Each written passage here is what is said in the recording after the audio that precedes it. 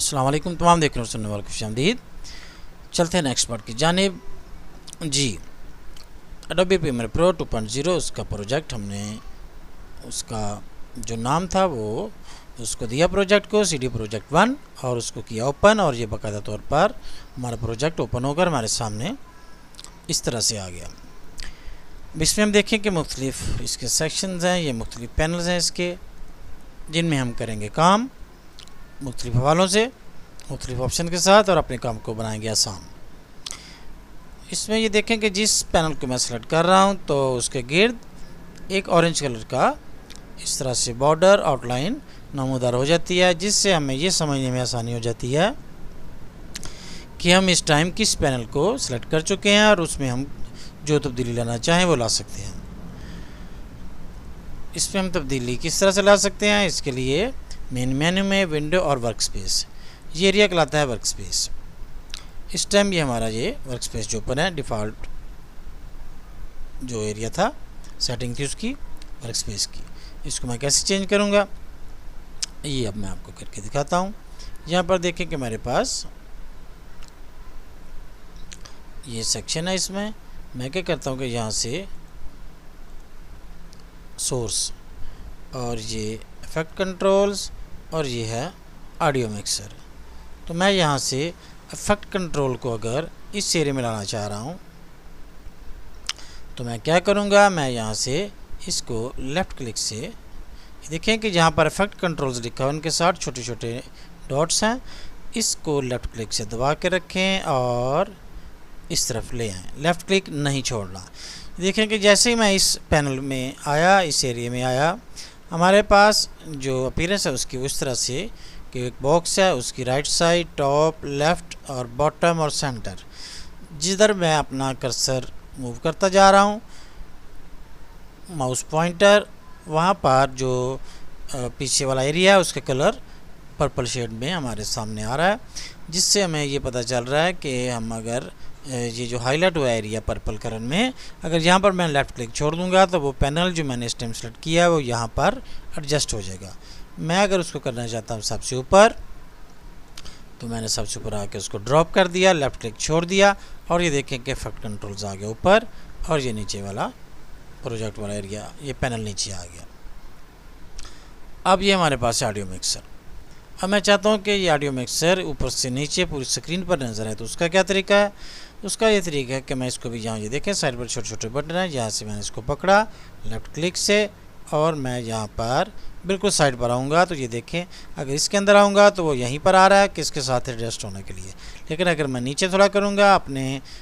Mouse pointer को left click मैंने दबा कर रखा हुआ है, तो ये देखें कि ऊपर से नीचे पूरी स्क्रीन पर पर्पल जो है वो एरिया वो लाइन वर्टिकल नज़र आ रही है। तो मैंने यहाँ पर जैसे लेफ़्ट क्लिक छोड़ा तो ये देखें कि हमारा जो ऑडियो पैनल था वो ऊपर से नीचे पूरी स्क्रीन में एडजस्ट हो गया। इसको मैं एक्सपेंड करता हूँ अगर, तो इस तरह से इसके साथ वाला एरिया वो चूँकि कम हो गया हमारे पास यहाँ पर स्पेस, तो वो एरिया कम हो गया, तो इसको इस तरह से हम एक्सपेंड कर देंगे। ये हमारा टाइमलाइन एरिया जी इस तरह से, और ये जो नीचे वाले ये हमारे पास इफेक्ट्स हैं। मैं अगर चाह रहा हूँ कि टाइमलाइन एरिया एक्सपेंड हो जाए तो मैं क्या करता हूँ, ये देखें कि इसको किया सिलेक्ट, इन्फो के आगे छोटा सा क्रॉस, उस पर क्लिक किया, इफेक्ट के आगे छोटा सा क्रॉस और ये हिस्ट्री के आगे क्रॉस, और ये देखिए जैसे ही उस एरिया के जितने भी टैब थे वो मैंने क्लोज़ किए, उस पैनल के ऑटोमेटिक उसके साथ वाला जो पैनल था जो कि इस टाइम टाइमलाइन है वो एक्सपेंड हो गया और उसने अपने आप को ऑटोमेटिकली उस एरिया में एडजस्ट कर लिया जितना भी उसके पास नया एरिया अवेलेबल हो गया था। और जब मैं इसको मूव करूँगा तो ये देखें कि इस तरह से सारे उसके साथ वाले जो पैनल्स हैं वो ऑटोमेटिक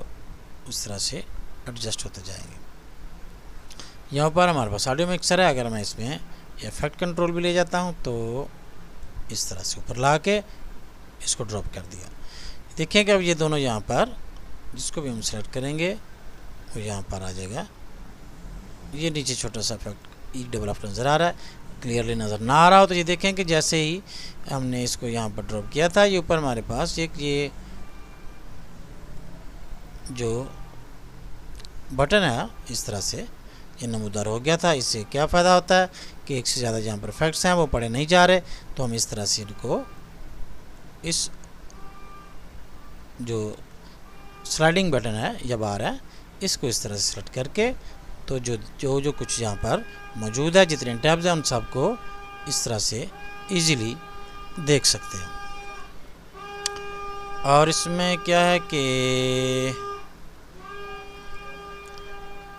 जी ये हो गया और इफेक्ट, ठीक है। इस तरह से अगर टैब नज़र ना आ रहा हो तो इसको ऊपर जो मेन मेन्यू से बिल्कुल थोड़ा सा नीचे देखिए, बिल्कुल उसके साथ लगा हुआ है उसके, और ये पैनल के दरमियान में ये हमारे पास एक जो स्लाइड बार है वो नमूदार हो चुकी है। तो उसको हम इस तरह से मूव करके टैब्स को इजीली पढ़ सकते हैं, और जिस टैब में जो काम करना हो, जिस पैनल में उसका टैब इस तरह से सामने ला के वहाँ पर काम करेंगे। अभी हमने चेंज कर लिया। अब अगर इस तरह से है कि किसी ऑफिस में या किसी जगह पर एक ही कंप्यूटर पर मुख्तलिफ लोग काम करते हैं मुख्तलिफ टाइम में,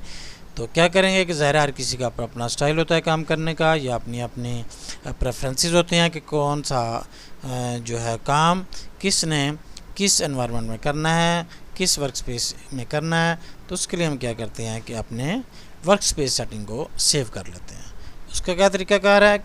वर्क स्पेस, और वहाँ पर नीचे हमारे पास ऑप्शन है सेव वर्क स्पेस, इसको किया क्लिक। तो ये जो हमारी सेटिंग थी, अभी जो हमने पैनल्स को चेंज किया उनकी लोकेशंस को, तो ये हमारी जो सेटिंग है ये हो जाएगी सेव, ताकि अगर हमारे जो सिस्टम है जिस पर हम काम कर रहे हैं बाद में कोई और आया, उसने अपनी वर्क स्पेस अगर लोड कर लिया, तो बाद में हम जब काम करने लगें तो दोबारा से हमें ये सारा टाइम हमारा वेस्ट ना हो, और वही वर्क स्पेस वही अपीयरेंस पैनल्स की हम दोबारा से लोड कर लें। तो मैं इसको क्या करता हूँ, इसका कोई नाम रख लें और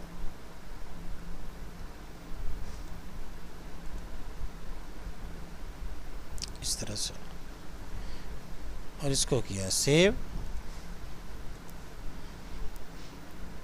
और इसको किया ओके। अब क्या होगा कि विंडो और वर्क स्पेस, और यहाँ पर कोई आके अगर कर देता है मसलन ये कलर करेक्शन, अगर किसी ने यहाँ पर कोई काम किया है और उसने अपने काम के